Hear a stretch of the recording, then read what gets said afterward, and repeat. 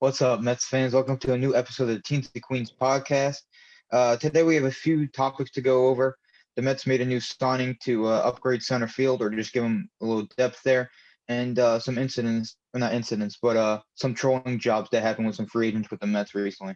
So to start it off, the Mets on Almora Jr., former Cub. The contract details haven't came out yet, but gives him an upgrade in center field or just depth piece for center field as he brings a solid glove but struggle with the bat. So I'm gonna give this to Tim to tell you guys about it. Albert. Yeah, Almora is definitely a defense first out or player. He's a decent bat, but it's been on the decline the past few years. He's been getting decent reps over there in Chicago, where he originally came from. He spent his whole career there. He's been there ever since their World Series run that he was a part of. So he definitely has some experience in a winning organization. He knows what it takes to win. He's been around a winning environment. He's been around great players such as Chris Bryant, Anthony Rizzo. So he's played with great players and knows what it takes to win. So I'm a pretty big fan of this. And as we all know, we don't have the greatest defensive outfield right now. We have Nimmo, Dom, and then Conforto. We are bound to sign some outfield defensive depth pieces, and I think Almora is one of the best options out there for center field defensive things. And yeah, so I think overall I'm a big fan of this.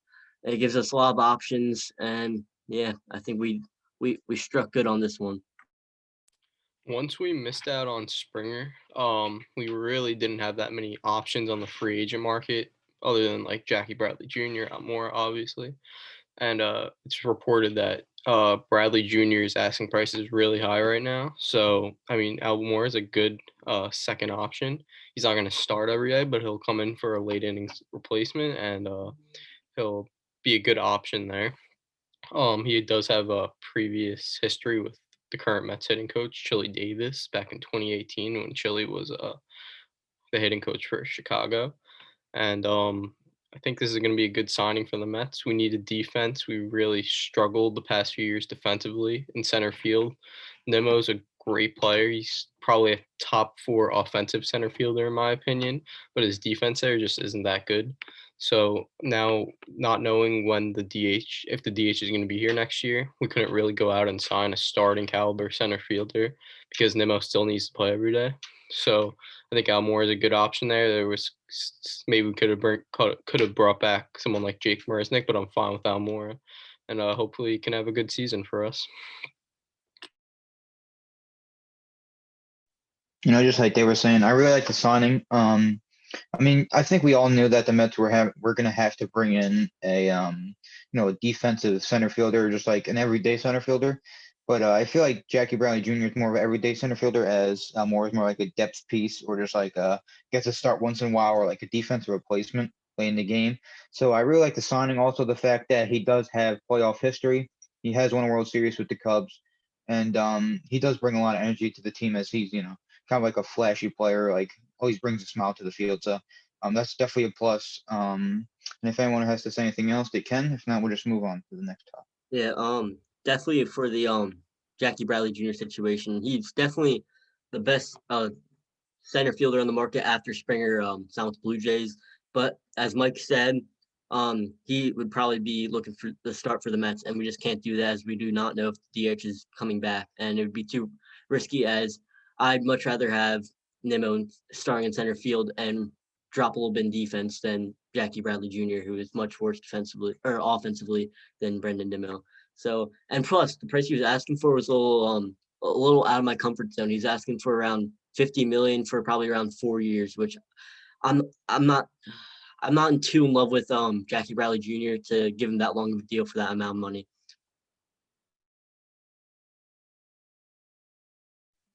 All right, so I think that just going to wrap it up on our Albert Almora topic. So next, like I was talking about before, a little troll job that happened with the free agent. So, going into this offseason, the big three were Real Muto, Springer, and Bauer. So Real Muto and Springer are both off the board leading up to this week or, past few weeks. And, Trevor Bauer is like still like the shining guy over there waiting for a big deal. So everybody in the league knows that Trevor Bauer has like a big personality, social media. Sometimes, and that's the thing. I feel like more teams would be involved if he didn't want as much money and if he wasn't such like a social media guru where he just says whatever he wants all the time. So if you guys missed it, Bauer went to the Dodgers on a pretty huge contract. He's getting paid the highest annual value of all time. He's making $40 million this year, $45 million next year if he opts back in with LA. And as you guys may have saw, he had some fun with Mets fans as he, posted LFGM in his bio and his link tree. Made Mets hat giveaways where he signed them and was giving away to fans, sending out emails saying can't wait to pitch in New York, making T-shirt merchandise saying "What's up, New York" or him sitting on Apple. So, me and these guys right here obviously weren't too happy with Bauer's troll job that happened, but I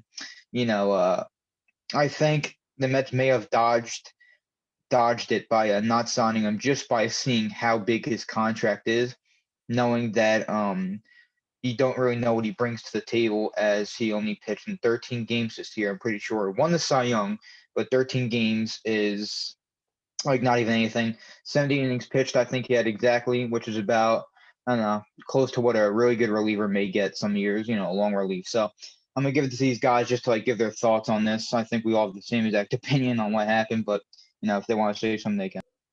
I'm not here to talk about the contract because we all know how big the contract is and how he's getting paid the most annual value every year. I'm here to talk about how Trevor Bauer treated our organization. He treated our organization with little to no respect and unprofessional. He did everything he could to just make us think that he was signing with us, and I just found it very unprofessional the way he handled this whole free agency situation. We knew it was going to be unorthodox, like how he does everything in his career, but I just think he could have done it better, and I just didn't like the way he did it, and he could have done it in a more professional manner. And we've shown him nothing but respect as fans, and I expected the same way back. And I'm just not. I've lost a lot of respect for Trevor Bauer. Let's just say it that way. Oh yeah, so not getting Bauer gives us some options now. We could go out and sign a third baseman like Justin Turner, maybe pivot to a trade like for Chris Bryant or a Suarez. This also showed that Steve Cohen is willing to blow right past the luxury tax because he offered Bauer a very similar contract to the Dodgers, which is kind of crazy because, I mean, I showing after we didn't sign Springer, I didn't think we'd be willing to offer someone that much. Now this also gives us room to sign Francisco Lindor and Michael Conforto to extensions, maybe even Noah Syndergaard or Marcus Stroman. So it gives us some flexibility there because if we sign Bauer, we'd probably lose at least one or two of them. Um, Bauer's troll job obviously pissed all of us off. It was kind of irritating to find out when he signed with the Dodgers, as we can all agree with that. But we're gonna face him sometimes this season, so hopefully we tee off against him, and could be a win-win situation for us as Bauer went where he really wanted to go and used us as leverage to sign with the Dodgers, and we might be able to extend some players or sign some players that could deepen our team. So we'll see how it plays out these final weeks of the off season, and hopefully we can have a really good team going into spring training in a week or two. So yeah, like they were saying, like Tim was saying, the disrespect, I agree. You lose some respect for him just because of the fact that he's a 30-year-old man taking his time to make merchandise of a team that he's not going to play for, and that the fact that he's posting on his website telling people in emails, can't wait to pitch in New York, and just making like T-shirts, like disrespecting our organization. Him sitting on home on Apple, and look where he ends up a few hours later, Los Angeles Dodgers. So I feel like I've always liked Bauer just because of the fact that he brings a personality to the field that many players do not bring. He vlogs, he does all that like fun stuff. It was fun watching his in like the COVID season vlogs. I recommend it to these two guys before they saw it. So it was fun to watch, but like they were saying, just disrespect to the Mets organization. Opens up a door for other guys, maybe James Paxton, Taiwan Walker. Saw that the Mets were interested in Jake Arrieta. So we'll see where that leads up to. But may have dodged a bullet by not signing Bauer. So if anyone else has to say anything else about Bauer, they can. If not, with a quick tidbit.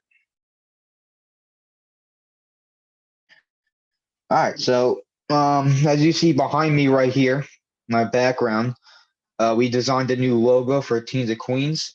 Let me see if I point the right way. No, that's Mike, that's Tim, and that's me. So, the Teens of Queens podcast gets a little rebranded logo. Try to have some fun with it.